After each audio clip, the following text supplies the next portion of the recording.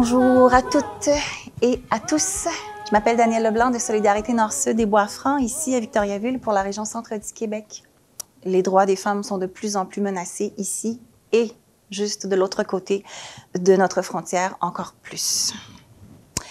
Ici dans notre région, donc, comment se vit la vie des femmes en matière de logement, d'accès aux études, au marché du travail, la santé, la sécurité? Comment qualifier le quotidien des centricoises, celle d'origine, celle d'adoption? Est-ce qu'il y a des similitudes? Est-ce qu'il y a des différences? Alors, place aujourd'hui à celles qui militent, qui s'engagent pour le mieux-être, l'inclusion, la défense et la promotion des droits des femmes.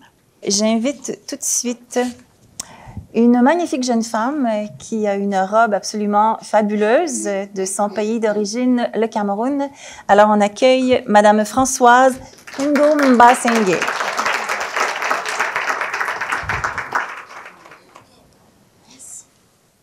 Alors, Françoise, on prend le micro. Bienvenue. Merci.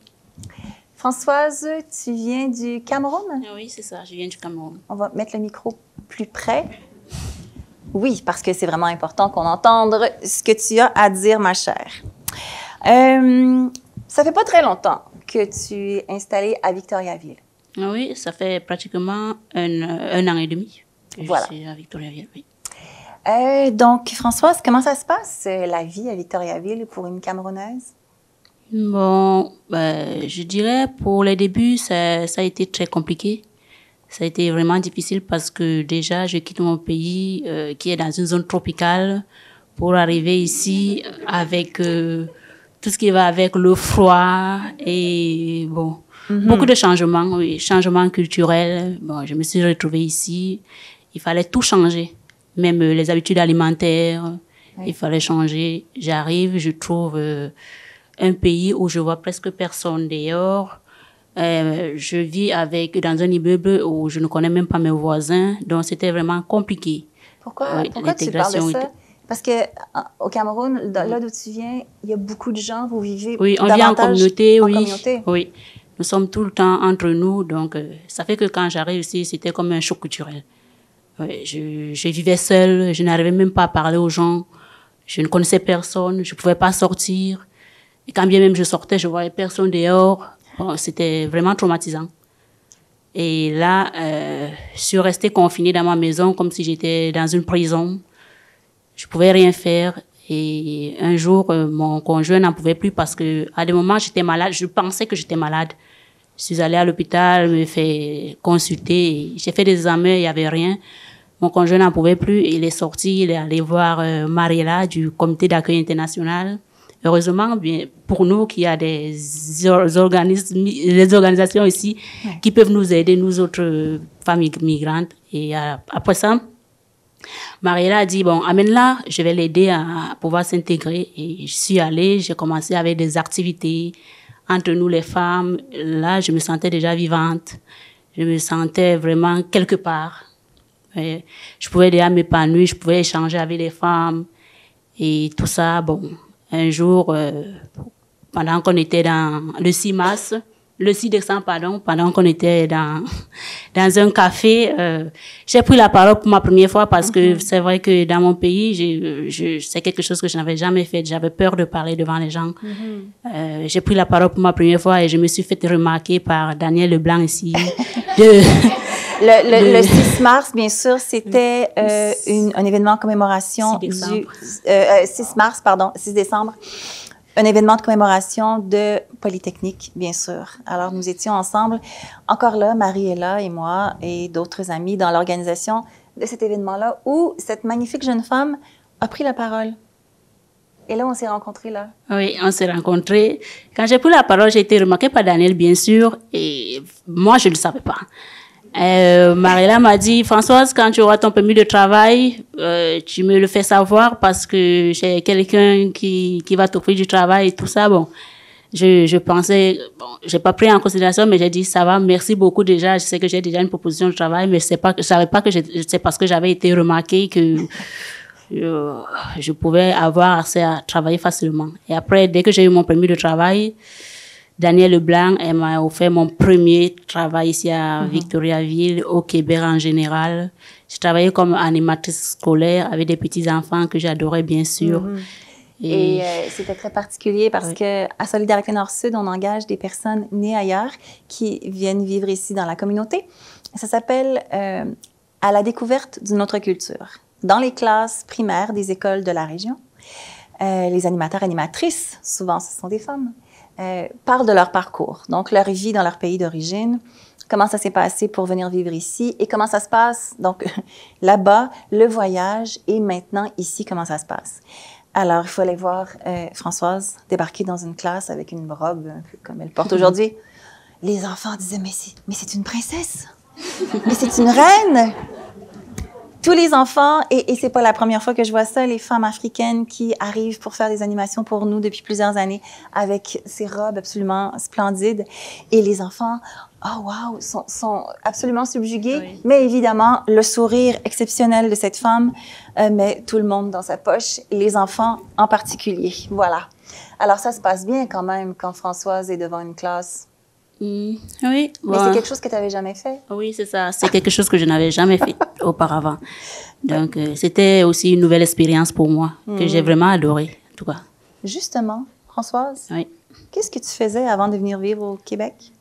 Avant d'arriver ici, j'étais infirmière dans mon pays. Infirmière diplômée? Oui, infirmière diplômée d'État. Ah oui. Comment ça, Françoise, que tu n'es pas infirmière au Québec? Bon... Avez-vous 2 heures? C'est vraiment compliqué à dire parce que quand nous sommes dans notre pays, dans mon pays, par exemple, j'ai fait mes études d'infirmière. C'est quelque chose que j'avais rêvé pendant longtemps. J'arrive ici, j'ai mon permis de travail, je vais chercher du travail, on me dit non, vous ne pouvez pas travailler comme infirmière, vous pouvez par contre travailler comme préposé si vous voulez rester dans la santé, vous pouvez travailler comme préposé. Pourquoi? Pourtant, moi, j'ai mon diplôme qui dit que j'ai évalué en tout cas, et on me dit que j'ai un DEC qui est reconnu, mais on me dit que je peux pas travailler comme infirmière. Pour quelle raison?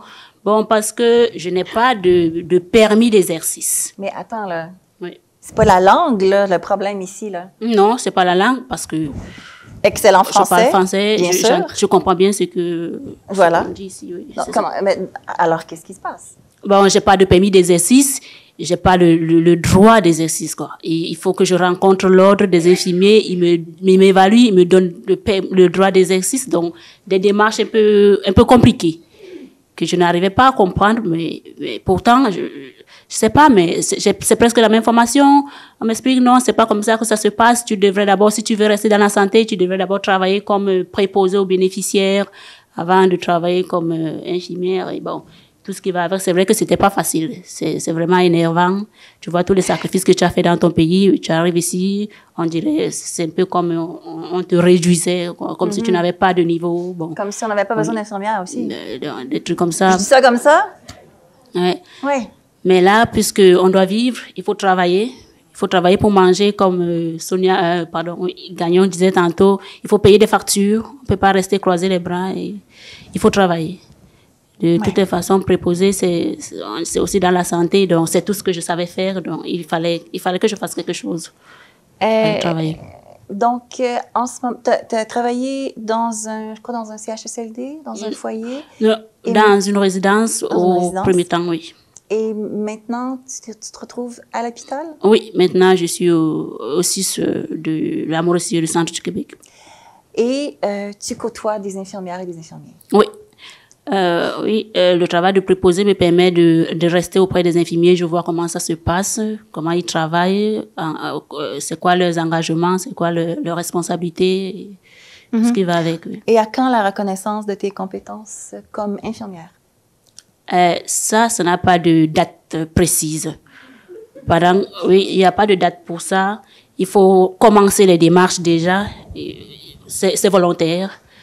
Quand tu auras le temps, quand tu voudras, tu pourras commencer tes démarches et tu pourras payer une certaine somme d'argent pour pouvoir avoir des documents qu'il faut, rassembler tous les documents, envoyer à l'ordre des infirmiers du Québec. Et là, ils vont t'octroyer un numéro de dossier.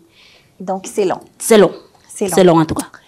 Question, je ne vais pas t'embêter, mais est-ce que tu as rencontré du racisme dans le cadre de ton travail?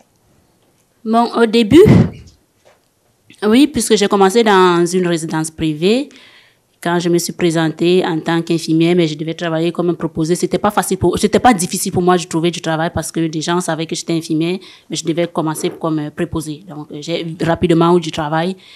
Mais il y avait certaines personnes qui présentaient des caractères un peu difficiles. Une dame. Oui, il y a une dame que tu devais soigner. Oui. Voilà. Donc, je prenais soin d'elle, mais elle me repoussait tout le temps. Elle disait, j'aime pas les Noirs, j'aime pas les Arabes, j'aime pas les Africains, j'aime pas, ouf, tu me touches pas, c'était, bon. On se dit aussi que dans la santé, il y a des choses qu'on doit accepter parce que on comprend que ces personnes sont diminuées, ces personnes sont malades, il faut les aider. Il y avait des choses qu'on ne prenait pas en considération. C'est vrai que c'était touchant parce que tu veux aider et tu es repoussé en même temps. Donc c'était très difficile, mais il fallait essayer de convaincre, essayer d'être un peu plus gentil, essayer de comprendre, oui, essayer d'amener la personne à nous accepter. Ça t'a pris combien de temps? Non, c'était vraiment long.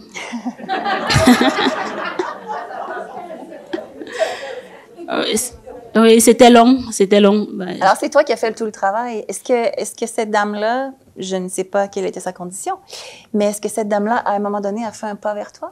Oui, à un moment donné, un jour comme ça, j'entre dans sa chambre, elle m'accueille bien. Elle me dit, François, c'est toi? Oui, viens, s'il te plaît, viens prendre soin de moi, j'ai mal ici, je veux ci, je veux ça. Bon, j'étais perdue. Qu'est-ce qui s'est passé? Elle dit, tu es trop gentille, je m'excuse pour tout ce que j'ai fait. Oh, c'était quand même touchant. C'était touchant. Ça fait que toute la collègue était coincée ici. Bon, je l'ai rapidement évacuée. Et bon, je me sentais déjà à l'aise avec elle. Elle m'aimait déjà bien subitement comme ça. Je ne sais pas ce qui s'était passé. Mais j'étais contente, en tout cas. J'étais contente. Nous aussi. Comment ne pas t'aimer? Chère Françoise, en terminant, comment vois-tu ta vie? Est-ce que dans 10 ans, on dit ça comme ça, dans 10 ans, penses-tu que tu vas être encore au Québec? Est-ce que tu te vois infirmière, en train de travailler dans ton domaine avec toute ton expérience ici dans la région? Bon, dans 10 ans, c'est vrai qu'on ne sait vraiment pas ce qui va se passer en réalité. Mais je compte rester au Québec parce que ça fait beau de vivre ici. Les gens sont tellement gentils, pour dire vrai. C'est une société accueillante. Je me plais bien ici. Et à Victoriaville, c'est peu calme. C'est un endroit où on peut bien éduquer ses enfants. Donc, je compte vraiment rester au Québec. En plus, on parle français, donc c'est pas le reste du Canada, c'est anglais. Moi, je suis pas bilingue. Donc, je compte rester ici. Mais maintenant, je compte me battre, bien sûr, pour travailler comme infirmière. J'en ai l'intention. C'est quelque chose que j'ai longtemps rêvé dans mon pays. Depuis que je suis toute petite, j'ai dit je voudrais être infirmière, je voudrais travailler comme infirmière, je voudrais prendre soin des gens. Et tout ça, j'arrive ici, c'est vrai, c'est pas facile, mais je compte pas baisser les bras. Je vais continuer à me battre jusqu'à obtenir mon droit d'exercice en tant qu'infirmière. Merci Françoise.